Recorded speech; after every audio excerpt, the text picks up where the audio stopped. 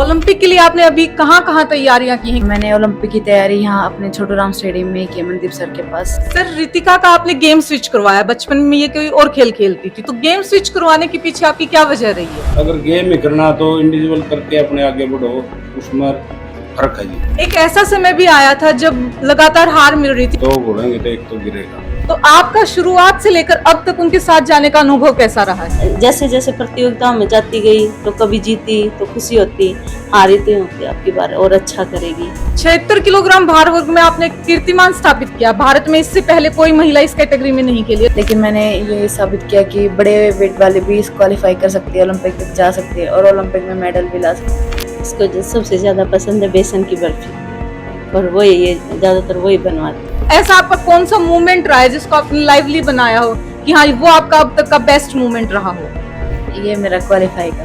Qualifying का। हाँ जी। नमस्कार, अमर उजाला के डिजिटल प्लेटफॉर्म पर आपका स्वागत है। खेलों के महाकुंभ ओलंपिक के शुरुआत होने में महज कुछ ही दिन शेष हैं। 17 दिन चलने वाले इस मेगा इवेंट में भारत के 117 खिलाड़ी भाग ले रहे हैं। उन्हीं में से एक खिलाड़ी से उनके जीवन की कहानी जानने के लिए आज हम पहुंचे हैं उनके घर। इस खिलाड़ी के जीवन की कहानी काफी प्रेरणादायी और दिलचस्प रही है। बचपन में हैंडबॉल से इन्होंने अपने खेल की शुरुआत की। अच्छा प्रदर्शन करने के बावजूद पिता के कहने पर इन्होंने अपना गेम बदला और बन गई पहलवान। बेटी के सपनों को पंख लगाने के लिए परिवार भी गांव से शहर में शिफ्ट हो गया। कुश्ती में इस खिलाड़ी की शुरुआत काफी धमाकेदार होती है, लेकिन फिर समय आता है वेट कैटेगरी बदलने का। वेट कैटेगरी बदलने के बाद इस खिलाड़ी को काफी हार का सामना करना पड़ा, जिससे निराश होकर इन्होंने अपना खेल छोड़ने का मन बना लिया। परिवार और कोच के समझाने के बाद इन्होंने अपना कमबैक किया और इतिहास रचते हुए 76 किलोग्राम भार वर्ग में पेरिस ओलंपिक का टिकट कटवाया, जिससे आज हर कोई कहता है कि हाँ ये छोरी बहुत धाकड़ है।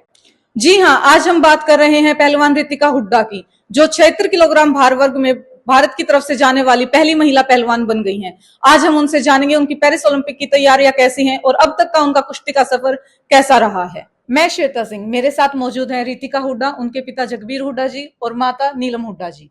चलिए, सबसे पहले आप सभी रितिका के ओलंपिक क्वालिफाई करने पर बहुत बहुत बधाई। रितिका, मैं आपसे जानना चाहूंगी कि आपकी ओलंपिक की तैयारियां कैसी चल रही हैं? Thank you ma'am. और मेरी ओलंपिक की तैयारी बहुत अच्छी चल रही है।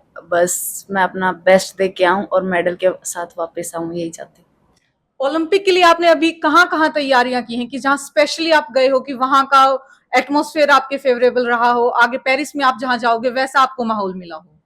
मैंने ओलंपिक की तैयारी यहाँ अपने छोटू राम स्टेडियम में की है, मनदीप सर के पास। और बाहर कैंप लगा था, वो मैंने अटेंड नहीं किया क्योंकि वेदर सूट नहीं हुआ मुझे, तो मैं अपनी तैयारी यहीं कर रही हूँ। ओलंपिक सबसे बड़े खेल हैं, तो इसमें काफी सारे देशों के खिलाड़ी आएंगे, तो आपने अपने प्रतिद्वंदियों की काट के लिए ऐसे कौन से दाव पेच सीखे हैं जो आपके ब्रह्मास्त्र साबित होंगे? उनके लिए वो अटैक वाले ज्यादा हैं, तो उनके लिए मैं अपना डिफेंस पे पूरा काम कर रही हूँ। और जैसे मतलब जो अटैक नहीं करती उनके साथ मैं अटैक करके चलूंगी। मतलब हर अपोनेंट की कुश्ती अलग अलग चलेगी, सब पे काम कर रही हूँ। सर, रितिका का आपने गेम स्विच करवाया। बचपन में ये कोई और खेल खेलती थी, तो गेम स्विच करवाने के पीछे आपकी क्या वजह रही है? नमस्कार मैडम।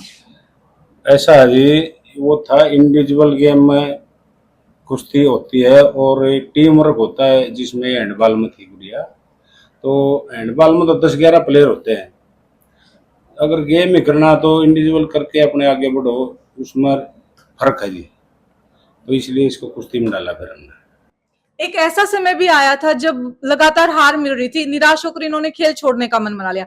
उस समय आपने एक परिवार की तरह इनका हौसला बढ़ाया, तो ऐसा आपने इन्हें क्या मोटिवेशन दिया जो आज के हमारे युवा सोचकर देखे कि हाँ ये होते हैं पेरेंट्स, इन्होंने ऐसे मोटिवेट किया, उन्हें भी प्रेरणा मिले? मैम ऐसा है, दो घोड़ेंगे तो एक तो गिरेगा। तो हमने इसको बोला बेटा हार भी जरूरी है। अगर आगे बढ़ना तो हार के ही मतलब आगे बढ़ना पड़ेगा। जीत तो जब होगी जब हारोगी, हारोगी नहीं तो जीत कैसे होगी। तो हमने इसका हौसला टूटने नहीं दिया। माँ तू आगे बढ़े जा, गिरे जा और खेले जा, इसलिए हमने इसको पीछे हटने नहीं दिया। दर्शकों को मैं बताना चाहूंगी, रितिका की मदर उनके साथ हर इवेंट में जाते हैं, उनकी हर प्रतियोगिता में वो साथ जाती हैं। तो आपका शुरुआत से लेकर अब तक उनके साथ जाने का अनुभव कैसा रहा है? देखो, जैसे शुरू शुरू में तो यूं लगता हारती जब बहुत दुख होता, पर बाद में जैसे जैसे कभी जीती है कभी हारी है, जब और ऐसे कुश्ती चल रही हो, किसी के 9 पॉइंट हो गए हो और कहीं ऐसा दार लग जाए कि वो चित हो जाए, ऐसे देख देख के सब्र आने लगा कि भाई कभी जीतेगी और कभी हारेगी। बस ना तो पहले तो यूं होता हार जाती ना, बस छुटवा दूं, क्या करेगी रहने दूं। पर जैसे जैसे प्रतियोगिताओं में जाती गई तो कभी जीती तो खुशी होती, हारी तो यूं होती आपकी बार और अच्छा करेगी, ज्यादा प्रैक्टिस करेगी तो और अच्छा होगा।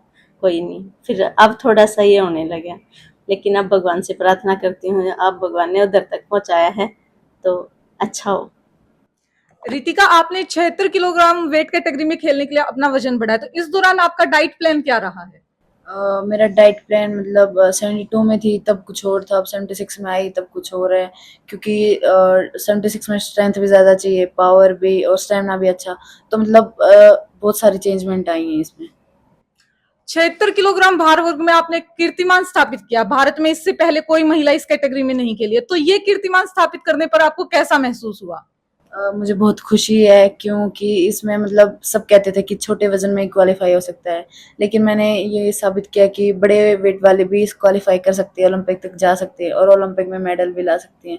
ये अभी मैं मेडल के बाद साबित करना चाहती हूँ। जी बिल्कुल। रितिका, जब कोई मेडल जीत कर आती है तो क्या उनकी कोई स्पेशल खाने की फरमाइश रहती है कि हाँ मम्मा मेरे लिए ये खाना बनाइए, या कुछ ऐसी वो फूड चाहती हूँ आपसे जो आपसे डिमांड करती हूँ?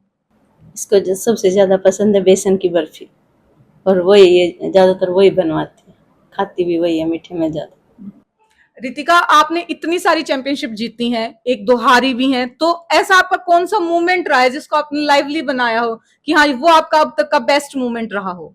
ये मेरा क्वालिफाई का। क्वालिफाइंग का। हाँ जी। सबसे पहले आपने क्वालिफाइंग की इन्फॉर्मेशन किसे दी थी? लाइव तो सभी देख रहे थे, किसी को बताने की जरूरत नहीं थी, लेकिन सबसे पहले फिर मैंने पापा के पास फोन किया, फिर कोच और सभी फैमिली मेंबर सबके पास। सर, रितिका की फोन कॉल आने के बाद आपका पहला रिएक्शन क्या रहा था कि आपकी बेटी ने पेरिस ओलंपिक के लिए क्वालिफाई किया है? मैं तो जी फिर यहाँ तैयारी में जुट गया था इसका स्वागत के लिए। हलवाई, लड्डू, खाना, साग, पूरी और जितना भी भाईचारा था, परिवार था, रिश्तेदार थे, वो सभी आगे थे। इस खुशी में हमने इसको बढ़िया स्वागत एयरपोर्ट से लेके आए, फिर यहाँ इसका मतलब स्वागत किया, खाना पीना, लड्डू खवाए, सब सब्जी पूरी जो भी था हमने बड़े हौसले के चाव के साथ किया।